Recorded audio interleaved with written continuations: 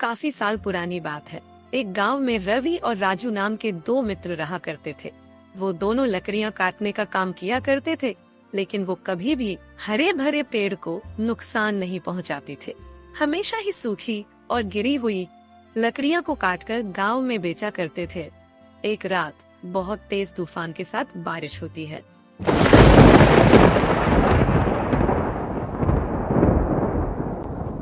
रवि को उम्मीद थी कि कल उन्हें तूफान में काफी सारे टूटे पेड़ और गिरी हुई लकड़ियां मिलेगी।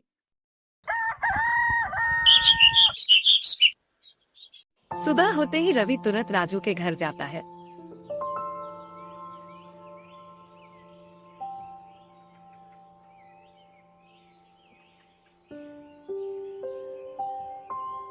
राजू भाई जल्दी चलो, आज जंगल में काफी ज्यादा पेड़ गिरे होंगे।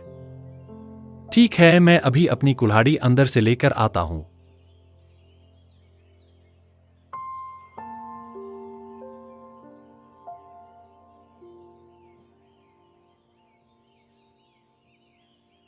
फिर वो दोनों दोस्त हमेशा की तरह जंगल की और लकड़ियां काटने के लिए चल पड़े।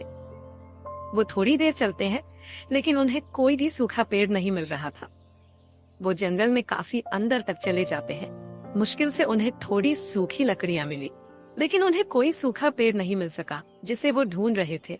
तभी राजू उदास हो गया। रवि सूखे पत्तों और टहनियों के बीच से सूखी लकड़ियां चुन रहा था, जबकि राजू एक बड़े हरे पेड़ को देख रहा था। उसकी आंखों में लालच साफ चमक रहा था। रवि, हम कब तक इन सूखी लकड़ियों की तलाश में भटकते रहेंगे? देखना, हमें कितनी मुश्किल से थोड़ी सी लकड़ियों मिलती है, और वो भी कितने कम दामों में बिकती है। इससे तो हमारा गुजारा भी ठीक से नहीं हो पाता है। लेकिन राजू, हम कर भी क्या सकते हैं? हमें ऐसे ही अपना जीवन चलाना होगा। देख भाई, कितना अच्छा पेड़ है। अगर इसे बाजार में बेचेंगे तो इसकी बहुत अच्छी कीमत मिलेगी। इससे तो हम 4-5 दिन आराम से खा पी सकते हैं बिना किसी चिंता के। लेकिन भाई, यही तो हमारा उसूल है। हमारे पिताजी ने भी हमें यही सिखाया था कि जंगल का बिना नुकसान किए हुए इसका फायदा उठाना चाहिए। हरे पेड़ काटना ठीक नहीं है। ठीक नहीं? अरे तुम एक बार इस हरे से पेड़ को देखो, तो इससे तो हमें एक बार में इतनी लकड़ियां मिल जाएगी जितनी हमें कई दिनों में भी सूखी लकड़ियां नहीं मिलती है। तुम एक बार सोचकर देखो, इससे हम कितने जल्दी धनी बन सकते हैं। नहीं राजू, ऐसा मत सोचो। हरे पेड़ जंगल की जान होते हैं। अगर हम उन्हें काटेंगे कि जंगल मर जाएगा, और फिर हम कहां जाएंगे? हमारे जानवर कहां जाएंगे? प्रकृति का क्या होगा? ये सिर्फ हमारे ही नहीं, पूरे गांव की जिंदगी का सवाल है। अरे छोड़ ये सब ज्ञान की बातें या किताबी बातें हैं। हमें सिर्फ अपना पेट भरना है, और पेट भरने के लिए कुछ तो करना ही पड़ेगा। एक बार सोचो, अगर हम ऐसे 4-5 हरे पेड़ काट दे तो पूरे महीने की छुट्टी हो जाएगी, और पैसे भी बहुत ज्यादा मिलेंगे। हमें रोज रोज इस जंगल में भटकना नहीं पड़ेगा। नहीं भाई, मैं इसमें तुम्हारा साथ नहीं दे सकता। मुझे अपने उसूलों से ज्यादा कुछ प्यार नहीं। मैं अपने पिताजी के दिए हुए वचनों को नहीं तोड़ सकता। दोनों काफी समय तक एक दूसरे को समझाते रहे, लेकिन ये बातें बहस में कब बदल गई पता ही नहीं चला। रवि अपनी बात में अड़ा रहा, और अपनी लालच में अंधा हो चुका था। तो ठीक है, तुम अपने उसूलों के साथ सूखी लकड़ियां ढूंढो, मैं तो अपने हिसाब से काम करूंगा। अब से हमारा रास्ता अलग है। उसी दिन से दोनों दोस्तों के बीच एक गहरी दरार पड़ गई। राजू के मन में लालच ने अपनी जगह बना ली थी, जिस कारण उसने रवि की बातों को अनसुना कर दिया।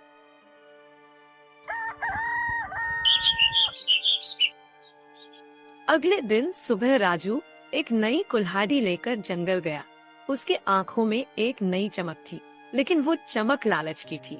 वो सीधा हरे भरे पेड़ों की ओर बढ़ा, जैसे कोई शिकारी अपने शिकार की तलाश में निकला हो। आज से मैं अपनी मर्जी से ही काम करूंगा, किसी की नहीं सुनूंगा। हरे भरे पेड़ काटना ज्यादा आसान है, और इसमें पैसे भी बहुत ज्यादा है। रवि को क्या पता असली कमाई कैसे होती है। राजू ने बेदर्दी से हरे पेड़ काटना शुरू कर दिया।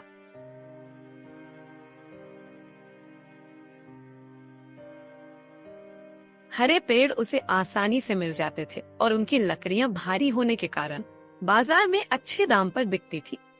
लकड़ियां ले लो, लकड़ियां ले लो, हरे पेड़ की लकड़ियां ले लो। तभी राजू के पास एक सेठ आता है।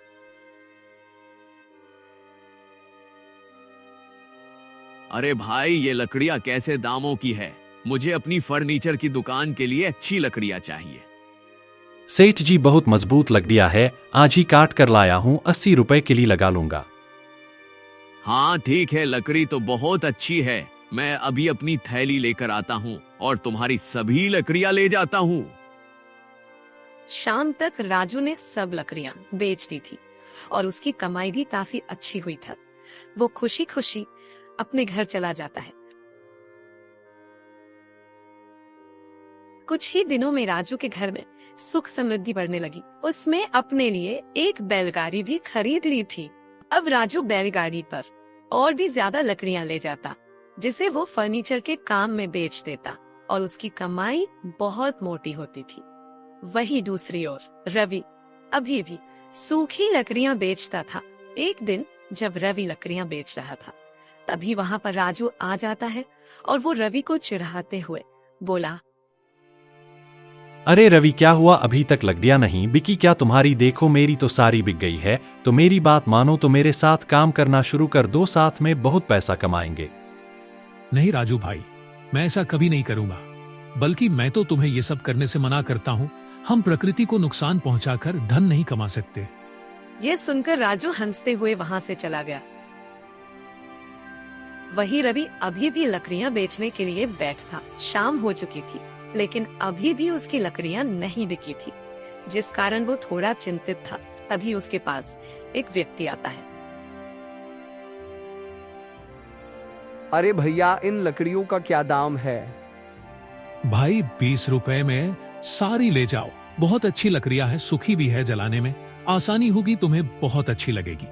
अच्छा ठीक है, दो भैया मुझे। ग्राहक ने पैसे दिए और रवि से लकड़ियां लेकर चला गया।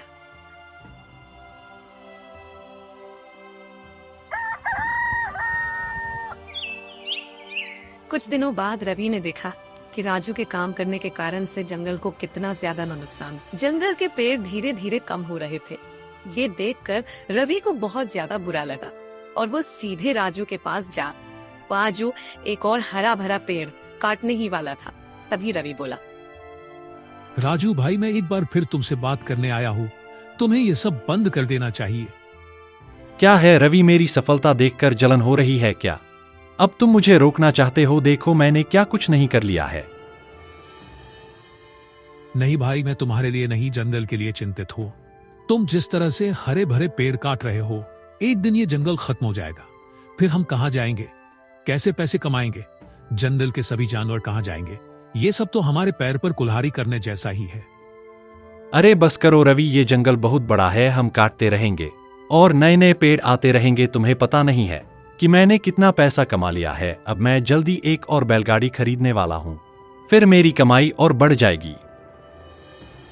तुम समझ नहीं रहे हो भाई, जब जंगल ही नहीं रहेगा तो बारिश नहीं होगी, नदियां सूख जाएगी और फिर खेती भी नहीं हो पाएगी। पशुओं को चारा कहां से मिलेगा? हमारा सारा जीवन बर्बाद हो जाएगा। जंगल नहीं तो जीवन नहीं। तुम्हारी ये बकवास मुझे और नहीं सुनाई है। जाओ यहाँ से, मुझे अपना काम करने दो। दोनों के बीच काफी देर तक बहस चलती रही।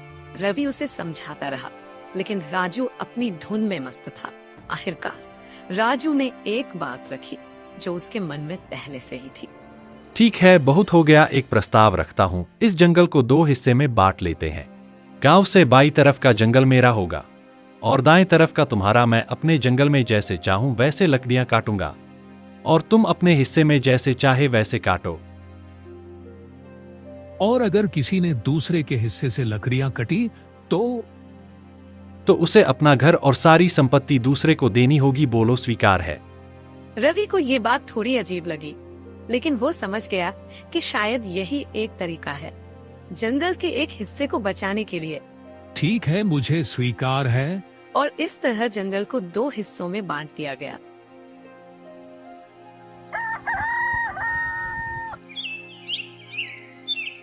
रवि अपने हिस्से से सूखा पेड़ ही काटा करता था और जहाँ एक पेड़ कम होता, वही 2-3 छोटे छोटे पौधे लगा देता था और जंगल की अच्छे से देखभाल भी करता था, जिसका परिणाम कि रवि के तरफ का जंगल घना और हरा भरा होता। बाहर तरह तरह के पक्षी और जानवर आते और ठंडी ठंडी हवा भी चलती। वही राजू अपने तरफ के जंगल में बेदर्दी से हरे भरे पेड़ काटता। उसने एक भी नया पौधा नहीं लगाया था। कुछ दिनों में राजू के तरफ का जंगल वीरान होता गया। हरियाली गायब होती जा रही थी और उसकी जगह सिर्फ सूखी मिट्टी ही बची थी। लेकिन उसके बावजूद भी वो और तेजी से पेड़ काटता गया। ऐसे ही 2 महीने बीत जाती है। एक दिन जब राजू जंगल जाता है तो उसे एक भी पेड़ नहीं दिखाई देता। अरे ये क्या, यहाँ तो हरे भरे पेड़ ना के बराबर ही दिखाई दे रहे हैं। अब आज मैं क्या काटूंगा, मेरे पास जितने पैसे थे मैंने उनसे तो सोने के गहने बनवा लिए हैं। अगर मुझे पेड़ नहीं मिलेंगे तो मेरे पास पैसे कहाँ से आएंगे। चलो कोई बात नहीं, अभी तो मेरे पास थोड़ा राशन रखा हुआ है। अभी कुछ ही दिनों में बरसात होगी तो उसके साथ हरे भरे पेड़ भी आ जाएंगे, फिर मेरी कमाई द्वारा से बढ़ जाएगी। ज्यादा चिंता करने की जरूरत नहीं है, अभी जब तक घर जाकर आराम करता हूँ। लेकिन थोड़ा दुख इस बात का है कि कुछ दिनों तक कुछ नहीं कमा पाऊंगा। ऐसा सोचकर वो दुखी होकर अपने घर चला जाता है। कुछ समय बाद गांव के लोगों ने भी जंगल में आ रहे बदलाव को महसूस किया। जब एक किसान अपने बैल को लेकर राजू के हिस्से वाले जंगल में आया तो उसने देखा कि जमीन कितनी बंजर हो गई है और उसके बैल को खाने के लिए घास भी नहीं मिल रही है। उसके बैल भूखे और प्यासे थे। शाम को जब वो अपने गांव आया तो ये सब बताने के लिए मुखिया के पास चला गया। मुखिया जी, हमारे जंगल को क्या हो रहा है? जंगल का एक हिस्सा तो खूब हरा भरा है और वही दूसरा हिस्सा पूरी तरह से बंजर और सूख चुका है। वहाँ तो कुछ भी नहीं है, हमारे बैलों को चारा भी नहीं मिल रहा है। अगर ऐसा ही चलता रहा तो खेती कैसे होगी? ऐसे तो गांव में भुखमरी आ जाएगी। अब आप भी कुछ करिए मुखिया जी, नहीं तो देखते ही देखते पूरा गांव बर्बाद हो जाएगा। हमारे पास खाने के लिए रोटी भी नहीं बचेंगे। मुखिया ने गांव वालों को बोला कि पता करो। लोग आपस में चर्चा करने लगे। कुछ लोगों को राजू के बारे में पहले सिर्फ पता था, लेकिन किसी ने खुलकर नहीं कहा था।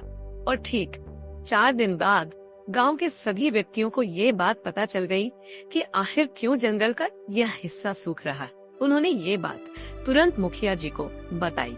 अगले ही दिन गांव के मुखिया ने एक पंचायत बुलाई। रवि और राजू दोनों को बुलाया गया। सभी गांव वालों की आंखों में बहुत चिंता थी। तभी मुखिया जी बोले, गांव वालों, हमारे जंगल को क्या हो रहा है? ये हमारी जीवन रेखा है। मुझे पता चला है कि राजू ने हरे पेड़ काटे हैं, जिससे जंगल को बहुत ज्यादा नुकसान हुआ है। क्या ये बात सच है? राजू बताओ। राजू सफाई देते हुए कहता है। उसकी आवाज में घबराहट थी। नहीं मुखिया जी, ऐसा कुछ नहीं है, ये ऐसा प्रकृति का काम है। अगर बारिश नहीं हुई तो इसमें भला मैं क्या कर सकता हूँ? मेरे हाथ में क्या बारिश करना है। मुखिया जी, राजू भाई सही कह रहे हैं, ये सब प्रकृति का काम है। लेकिन प्रकृति ने हमें चेतावनी ही दी है। अगर हम प्रकृति का नुकसान करते हैं तो प्रकृति भी हमारा नुकसान अवश्य करेगी। मैं राजू को कई बार समझाया कि ये हरे पेड़ ना काटे, लेकिन उसने मेरी एक भी नहीं सुनी। और अब आप देख ही सकते हैं, मेरे हिस्से का जंगल हरा भरा है। मुखिया जी, आप ही हमारे साथ चलकर देख लीजिए। तभी मुखिया जी ने उन दोनों के साथ जंगल का दौरा किया ताकि बात अच्छे से पता चल सके। उन्होंने अपनी आंखों से फर्क देखा। जहाँ राजू पेड़ काटता था उस हिस्से में केवल सूखी मिट्टी ही थी, जबकि रवि का हिस्सा हरियाली से हरा भरा था। जहाँ पक्षी चहचहा रहे थे, ये देखकर मुखिया जी वही रुक जाते हैं। राजू सुनो, मैंने फैसला लिया है, आज से इस जंगल में किसी को भी हरे भरे पेड़ काटने की आज्ञा नहीं है। अगर फिर भी किसी ने चोरी चुपचाप ऐसा किया और पकड़ा गया तो उसे गांव से निकाल दिया जाएगा और उसकी सारी संपत्ति भी छीन ली जाएगी। ये जंगल हम सबका है, इसीलिए हम इसे बर्बाद नहीं होने देंगे। हमें आने वाली पीढ़ियों के लिए जंगल को बचा कर रखना होगा। ये सुनकर राजू अंदर तक हिल गया और उसे अपनी गलतियों का एहसास होना शुरू हो गया था। राजू के पास अब कोई रास्ता नहीं था। अब वो रवि के हिस्से में भी नहीं जा सकता था, क्योंकि उसने रवि से समझौता किया हुआ था और उसे अपना घर और संपत्ति खोने का डर था। अब राजू के सामने एक बड़ी चुनौती थी। उसने अब ईमानदारी से सूखी लकड़ियां ढूंढने शुरू की, लेकिन उसके हिस्से का जंगल लगभग खाली हो गया था। वहाँ सूखे पेड़ भी बड़ी ही मुश्किल से मिलते।